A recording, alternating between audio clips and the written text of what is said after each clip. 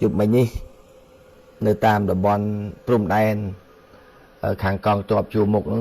quạt chế tè tôi bỏ miền pin đồ dân tấu còn miền ca prong chương ca phúc chụp mình và prum đen là bỏ dương và tỏ tiết đầm bầy bỏ vốn chip chuyện đầm nắng bạn đăng tiền ọt này thả táo miền ca về vọt ấy khác nơi ấy prum đen hơi cho bánh hà ca tu cả bọn tê nâng bánh hạt xem tiết miền ca về vọt ấy khác chung với nhầm bí chùm luôn Campuchia Thái dương nâng thì muối khi ông trâu oi bảo vốn đắng ẩm bí sẽ than là phiếp nơi chùa mục sân sẽ than là phiếp nơi chùa mục bờ tam khi ông tự tu ban bò đà miền môn phê chụp sái khi ông tay xạ xô không ca nghe khi ông nêu khai chọc rùm đàn thầy và hơi nâng cái này bón chìm rẽ xua đầm bón để cái đau cái lon màu và cái này cả vì bây giờ cái đau nè thì lui miền ấy play tấuรับបងប្អូនប្រជាពលរដ្ឋរបស់យើងឲ្យបានដឹងទាំងអស់គ្នាណាយប់មិញនេះខ្ញុំទទួលព័ត៌មានពីខាងច្រកថ្មដាច្រកថ្មដានេះគឺជាច្រកនៅក្នុងទឹកដីស្រុកវាលវែងខេត្តពោធិ៍សាត់មានសកម្មភាពរបស់ដ្រូនរបស់ខាងបច្ចាមិត្តបានបង្ហោះច្រើនចាប់តាំងពីម៉ោង7រហូតបង្ហោះដ្រូនប៉ុន្តែក៏ឮសំឡេងរថក្រោះប្រឆេះនៅជួរមុខនេះបើតាមកងកម្លាំងរបស់យើងដែលឈរជើងនៅទីនោះឮសំឡេងរថក្រោះប្រឆេះនៅខាងមុខហើយនឹងយប់ឡើងគឺមានដ្រូនហោះប្រងប្រព្រាតនេះអំពីសភាពការនៅខាងថ្មដាហ្នឹងហើយដល់ឡែកទៅខាងកោះកុងមិនមានអីដែលនិយាយអំពីរឿងដ្រូនរឿងអីទេប៉ុន្តែវាមានព័ត៌មានថាកងទ័ពជើងទឹកថៃហ្នឹងគេចូលមកចាប់ខ្លួនប្រជានេសាទរបស់យើងទូកនេសាទមួយដែលមានពលរដ្ឋនេសាទហ្នឹងចំនួន4នាក់ចា៎បាទបានចាប់យកទៅបាត់ហើយហ្នឹងហើយបានចាប់យកទៅបាត់ហើយការចាប់នោះមិនដឹងជាគេចោទប្រកាន់រឿងអីទេពីព្រោះបងប្អូនប្រជានេសាទដែលត្រូវបានគេចាប់នេះគឺគាត់នេសាទនៅក្នុងដែនទឹករបស់កម្ពុជាទេបាទដែនទឹករបស់កម្ពុជាទេហ្នឹងហើយអញ្ចឹងជាដំណឹងឲ្យបងប្អូនបានជ្រាបថាខាងកងទ័ពថៃហ្នឹងគេចូលមកចាប់ប្រជានេសាទយើងចំនួន4នាក់ទូកនេសាទមួយដោយនាវាចម្បាំងរបស់គេហ្នឹងគឺចូលមកបាទនេះជាព័ត៌មាននៅខាងកោះកុងហើយបើមានព័ត៌មានអីវិវត្តថែមទៀតខ្ញុំនឹងជម្រាបបន្តបងប្អូននេះគ្រាន់តែចង់ឲ្យបងប្អូនបានដឹងខ្លះអំពីព័ត៌មាននៅខាងមុខចា៎ដោយសារតែការចាប់ទូកនេសាទរបស់យើងនេះគឺចម្ងាយប្រហែលជា6ម៉ៃនៅចំណុចកោះយ៉ស្ថិតនៅឃុំបាក់ខ្លងស្រុកមណ្ឌលសីមាខេត្តកោះកុងដែលពួកគាត់កំពុងតែធ្វើសកម្មភាពនេសាទក្នុងដែនសមុទ្រជិតផ្ទះរបស់ខ្លួនហើយរបាយការណ៍ពីសមត្ថកិច្ចព្រំដែនទឹកអះអាងថាកម្មករនេសាទទាំង4នាក់ហ្នឹងចាដែលទាហានចាប់ខ្លួនបានហ្នឹងទី1ឈ្មោះតៃជឿងភេទប្រុសអាយុ48ឆ្នាំមានទីលំនៅនៅភូមិ3ភូមិបាក់ខ្លងស្រុកមណ្ឌលសីមាខេត្តកោះកុងជាម្ចាស់និងជាតកងទូកទី2ឈ្មោះណប់កំហេងភេទប្រុសអាយុ17ឆ្នាំមានទីលំនៅនៅខេត្តកំពតជាកូនដៃទូកទី3ឈ្មោះគង់បារាំងភេទប្រុសអាយុ42ឆ្នាំមានទីលំនៅនៅខេត្តកំពតកូនដៃទូកនិងទី4មិនស្គាល់អត្តសញ្ញាណទេអាយុប្រហែល55ឆ្នាំបច្ចុប្បន្នអ្នកទាំង4នេះត្រូវបានកងទ័ពជើងទឹកថៃនាំយកទៅប្រទេសថៃបាត់ហើយចា៎បាទនេះព័ត៌មាននៅខាងកោះកុងប៉ុណ្ណឹងចា៎ហើយយើងងាកមកខាងជោគជ័យព្រៃចន្ទខាងខេត្តបន្ទាយមានជ័យបឹងតកួនអីចឹងទៅបាទនៅខាងនេះគឺព័ត៌មានមិនមានអីដែលថ្មីបន្ថែមទេបានន័យថាថៃខាងភាគីថៃហ្នឹងបានន័យថាទាហានសៀមហ្នឹងគឺគេនៅតែបន្តសកម្មភាពមិនចេះចប់មិនចេះហើយរឿងការធ្វើលានដ្ឋានរឿងសម្អាតនៅទីតាំងដែលគេបានឈ្លានពាន យកទឹកដីកម្ពុជាទៅហ្នឹងគឺនៅមមាញឹកអាហ្នឹង ចា បាទនៅមមាញឹកអាហ្នឹងឯងមិនជ័យប៉ុណ្ណឹងដោយសារបាទវាខ្ញុំនិយាយទៅវារឿងវាដដែលចឹងខ្ញុំសុំខ្លីប៉ុណ្ណឹងឯង ចា បាទហើយអាជ្ញាធររបស់យើងកំពុងតែមមាញឹកដើម្បីធ្វើកិច្ចការស្រង់ស្ថិតិដើម្បីថាតើពលរដ្ឋណាដែលត្រូវឲ្យគាត់វិលត្រឡប់ទៅផ្ទះសម្បែងវិញហើយពលរដ្ឋណាដែលមិនទាន់ទៅហើយពលរដ្ឋណាដែលផ្ទះរបស់គាត់ទៅបាត់បង់ទាំងស្រុងដោយសារការឡោមព័ទ្ធយករបស់ខាងពួកឈ្លានពាន ចា បាទចំណែកឯនៅខាងខេត្តឧត្តរមានជ័យនៅខេត្តឧត្តរមានជ័យឯនោះវិញកាលពីវេលាម៉ោង12ថ្ងៃត្រង់ម្សិលមិញរហូតមកដល់រសៀលសំឡេងផ្ទុះនៅខាងទឹកដីថៃទេបងប្អូនតែប្រភេទកំភ្លើងធំសំឡេងផ្ទុះនោះមាន5 6 7គ្រាប់ដែរតែយូរមួយចឹងទៅប៉ុន្តែការសន្និដ្ឋានរបស់យើងគឺថាប្រហែលជាគេកំតិចអាក្របចាស់ហ្នឹងក៏មិនដឹងអានេះគ្រាន់តែជាការសន្និដ្ឋានពីយើងទៅទេបាទគាត់ថាឮសំឡេងផ្ទុះដែលធ្វើឲ្យមានការប្រុងប្រយ័ត្នខ្ពស់នៅខាងទិសខាងហ្នឹងខាងតាមន់តាកបីនៅខាងនោះបងប្អូនបាទប៉ុន្តែมันមានអីលើសពីហ្នឹងទេបាទចារួចពីហ្នឹងក៏ស្ងប់ទៅបាទនេះខេត្តឧត្តរមានជ័យចំណែកឯនៅខាងខេត្តព្រះវិហារនៅខេត្តព្រះវិហារក៏មិនមានព័ត៌មានអីដែលធ្វើឲ្យមានការភ្ញាក់ផ្អើលសម្រាប់ព្រឹកនេះទេគឺបានន័យថាធម្មតាស្ងាត់ស្ងៀមប៉ុន្តែវាមានរឿងកាលពីម្សិលមិញដែលនៅចំណុចមុំ3ក្នុងស្រុកជាំខ្សានខេត្តព្រះវិហារហ្នឹងដែលមានរឿងថាមានសម្លេងផ្ទុះបាទមានសម្លេងផ្ទុះប៉ុន្តែដោយសារតែសម្លេងផ្ទុះនៅខាងមុំ3ក្នុងទឹកដីខាងកម្ពុជាទេប៉ុន្តែក្រោយមកខាងកម្ពុជារបស់យើងក៏បានបញ្ជាក់ប្រាប់ថាវាជាសម្លេងផ្ទុះក្របនៅខាងទឹកដីកម្ពុជាដោយសារតែការប្រមូលសម្អាតដែលគេថាសម្ដាប់ធ្នាប់ក្រោយពេលដែលប្រភេទក្របរាយប៉ាយដែលខ្លះមិនទាន់ផ្ទុះមានអីចឹងទៅវាធ្វើឲ្យក្របនោះបានផ្ទុះប្រភេទក្របដេកាបាទដូចថាយកទៅដុតចោលដុតអីចឹងទៅបាទធ្វើឲ្យផ្ទុះហើយបានរងរបួសមកលើទាហានយើង2នាក់ទៀតផងបាទរងរបួសបាទដូចជារូបភាពលោកអ្នកបានឃើញតែខាងទាហានរបស់យើងបានរងរបួសចឹងបាទតែរងរបួសជើងចាបាទដោយប្រភេទក្របដេកាបាទដេកាចាប៉ុន្តែទន្ទឹមនឹងកម្ពុជារបស់យើងបានប្រកាសជាផ្លូវការតាមរយៈក្រសួងការពារជាតិថាពិតជាមានការផ្ទុះមែនតែផ្ទុះនៅក្នុងទឹកដីកម្ពុជាហើយរបួសខាងកងទ័ពរបស់យើង2នាក់ផងក៏ស្រាប់តែមានលេចឮព័ត៌មានផ្សាយចេញពីកាសែតថៃមកវិញថាក្របកំភ្លើងនោះគឺជាប្រភេទក្របកំភ្លើងដែលកម្ពុជាជាអ្នកបាញ់ចេញទៅធ្វើឲ្យរបួសខាងកងទ័ពថៃម្នាក់ដែរអ្វីដែលកាសែតថៃបានផ្សាយនេះភាគីខាងកម្ពុជាសម្ដែងការហួសចិត្តបាទសម្ដែងការហួសចិត្តផ្ទុះនៅក្នុងទឹកដីខ្មែររបួសជនទាហានខ្មែរប៉ុន្តែដល់ពេលថៃប្រកាសថារបួសទាហានគាត់ឯនោះទៅវិញចាបាទនេះជាព័ត៌មានដែលខាងភាគីកម្ពុជារបស់យើងបានសម្ដែងការហួសចិត្តថាម៉េចបានវាទៅជាចឹងចាបាទព្រោះកម្ពុជាអត់បដិសេធទេថាមានសម្លេងផ្ទុះចឹងមែនហើយផ្ទុះនេះគឺប្រភេទផ្ទុះគាត់អីហើយនៅកន្លែងណាខាងកម្ពុជារងរបួសវាមិនចា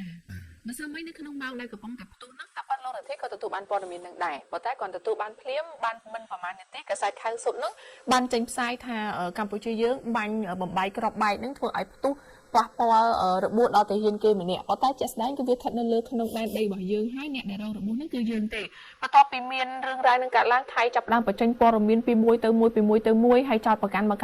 កម្ពុជាថាការប្រព្រឹត្តទង្វើនឹងបានបំពេញទៅនឹងបទឈប់បាញ់ចេះមួយចុះពីរជាពិសេសលោកអនុទាននឹងក៏បានចេញមកនិយាយនៅលើរឿងរ៉ាវនឹងដូចគ្នាដែរគម្រាមទៅទៀតបាទនេះប្រពាក្យគម្រាមទៅទៀតចាបាទអញ្ចឹងម្សិលមិញខាងកម្ពុជារបស់យើងបានចេញនៅសេចក្តីថ្លែងការណ៍បញ្ជាក់ឲ្យច្បាស់ហើយបងប្អូនបានដឹងហើយអញ្ចឹងខ្ញុំគ្រាន់តែរំលឹក ឲ្យបងប្អូនដឹងបន្ថែមទៀតហើយលោកបងប្អូនខ្លះគាត់មិនទាន់ជះឆ្លាស់ ចា៎ បាទបើមិនខ្ញុំក៏បានជម្រាបជូនភ្លាមដែរនៅពេលដែលផ្ទុះនឹងបាទនេះមានប៉ុណ្ណឹងបងប្អូនណាដែលវិវត្តថ្មីខ្ញុំសូមលើកឡើងប៉ុណ្ណឹង ចា៎ បាទ អរគុណច្រើន ហើយនៅតបមកទៀតតាក់ទងជាមួយនឹងការវិវត្តនៅខាងក្រៅខាងថ្នាក់ដឹកនាំអីមានអីជម្រាបជូនបន្ថែមទៅនាងចាំខ្ញុំបន្ត ចា៎មានតកតងជាមួយនឹងស្ថានភាពរបស់កម្ពុជានៅក្នុងពេលនេះដោយរដ្ឋមន្ត្រីការបរទេសកម្ពុជាឯកឧត្តមប្រាក់សុខុនលោកបានថ្លែងនៅក្តីព្រួយបារម្ភចំពោះបញ្ហាកម្ពុជាថៃនៅក្នុងពេលនេះដោយបានអញ្ជើញអង្គទូតនិងអង្គការអន្តរជាតិទាំងអស់55រូបដើម្បីមកថ្លែងអំពីក្តីបារម្ភរបស់ខ្លួននៅក្នុងវេលាម្សិលមិញដែលនៅរសៀលថ្ងៃទី6មករាឯកឧត្តមរដ្ឋមន្ត្រីប្រាក់សុខុនរដ្ឋមន្ត្រីក្រសួងការបរទេសនិងកិច្ចសហប្រតិបត្តិការអន្តរជាតិគឺលោកបានធ្វើបទបង្ហាញស្ដីអំពីការវិវត្តថ្មីនៃស្ថានភាពព្រំដែនកម្ពុជាថៃដែលក្នុងនោះគឺមានប្រធានបេសកកម្មការទូតនិងតំណាងអង្គការអន្តរជាតិនានានៅក្នុងរាជធានីភ្នំពេញចំនួន33ស្ថានតំណាងនិងមាន55រូបចាបានចូលមកក្នុងកិច្ចប្រជុំពិសេសចាហើយក្នុងនោះដែរអ្វីដែលសំខាន់ឯកឧត្តមឧបនាយករដ្ឋមន្ត្រីលោកបានសម្ដែងនៃការព្រួយបារម្ភយ៉ាងខ្លាំងចំពោះការបន្តសកម្មភាពរំលោភបំពានរបស់កងកម្លាំងប្រដាប់អាវុធថៃមកលើកម្ពុជានិងអធិបតេយ្យរបស់កម្ពុជានៅក្នុងខេត្តចំនួន4គឺខេត្តបន្ទាយមានជ័យខេត្តពោធិ៍សាត់ខេត្តព្រះវិហារនិងខេត្តឧត្តរមានជ័យអញ្ចឹងការព្រួយបារម្ភនេះត្រូវបានធ្វើឡើងនៅចំពោះអង្គទូតនិងតំណាងអង្គការអន្តរជាតិទាំងអស់ម្សិលមិញឯកឧត្តមក៏បញ្ជាក់ជាថ្មីថាកម្ពុជាមានការបដិញ្ញាចិត្តយ៉ាងពេញលេញនៅក្នុងការគោរពបទច្បាប់បាញ់និងដោះស្រាយវិវាទដោយសន្តិវិធីហើយគោរពតាមច្បាប់អន្តរជាតិធម្មនុញ្ញនៃអង្គការសហប្រជាជាតិនិងធម្មនុញ្ញអាស៊ាននិងប្រកាន់ខ្ជាប់ខ្ជួននៅរាល់កិច្ចព្រមព្រៀងដែលមានស្រាប់រវាងប្រទេសទាំងពីរចាអញ្ចឹងនៅចំពោះមុខអង្គទូតនិងស្ថានតំណាងអន្តរជាតិទាំងអស់គឺកម្ពុជានៅតែបដិញ្ញាមុតមមនៅក្នុងការគោរពទៅនឹងកិច្ចព្រមព្រៀងនេះយ៉ាងតឹងរឹងផងដែរចា៎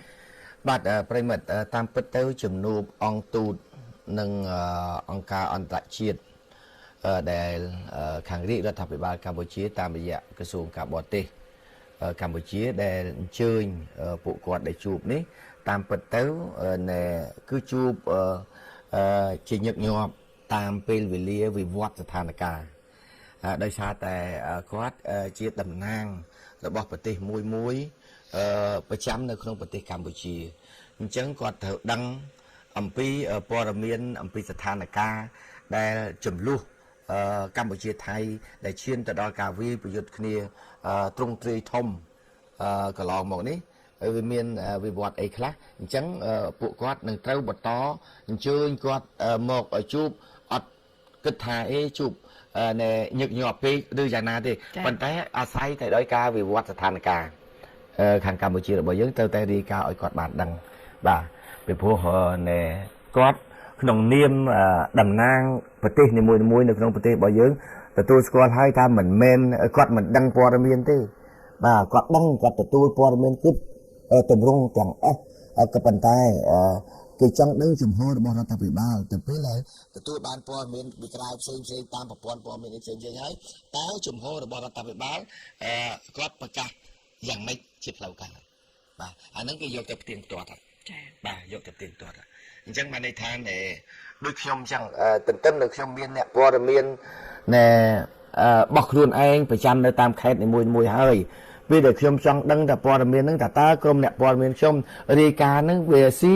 ជាមួយនឹងអ្វីដែលខ្ញុំបានដឹងព័ត៌មានផ្សេងពីគេអត់បាទ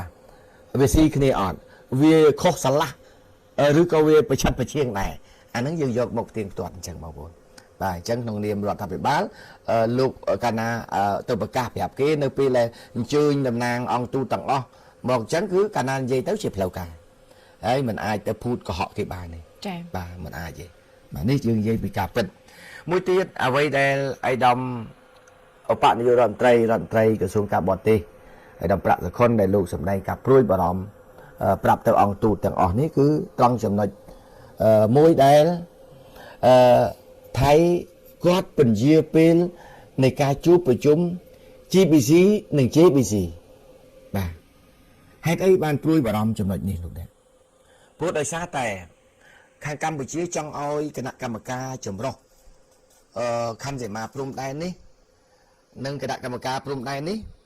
ជួបប្រជុំគ្នាឲ្យលឿន ដើម្បីរកដំណោះស្រាយធ្វើការកំណត់បកគោព្រំដែនឲ្យច្បាស់លាស់មិនឲ្យភាគីថៃយកណែកងកម្លាំងទៅកំណត់ព្រំដែនទេបាទមិនឲ្យកងទ័ពថៃធ្វើសកម្មភាពយកកងទ័ពទៅកំណត់ខណ្ឌសីមាព្រំដែនទេព្រោះការកំណត់ខណ្ឌសីមាព្រំដែនដោយកងទ័ពនេះយើងអត់ចាត់ទុកជាផ្លូវច្បាប់ទេបាទមិនចាត់ទុកជាផ្លូវច្បាប់ទេពីព្រោះនៅគណៈកម្មការព្រំដែនដោយតាមរយៈអៃដាមឡាំជាលេខាធិការដ្ឋានគណៈកម្មការព្រំដែនដែលតែងតែទៅជួបសមាភិកីថៃក្នុងកិច្ចប្រជុំនានាជាពិសេសសម្ដៅទៅលើបញ្ហាខណ្ឌសីមានេះលោកបាននិយាយច្បាស់ថារឿងវាស់វែងខណ្ឌសីមាព្រំដែនដែលកម្ពុជាមានជាប់ជាមួយនឹងប្រទេសចំនួន3វៀតណាមឡាវនិងថៃគឺយើងយកផែនទីភូមិសាស្ត្រ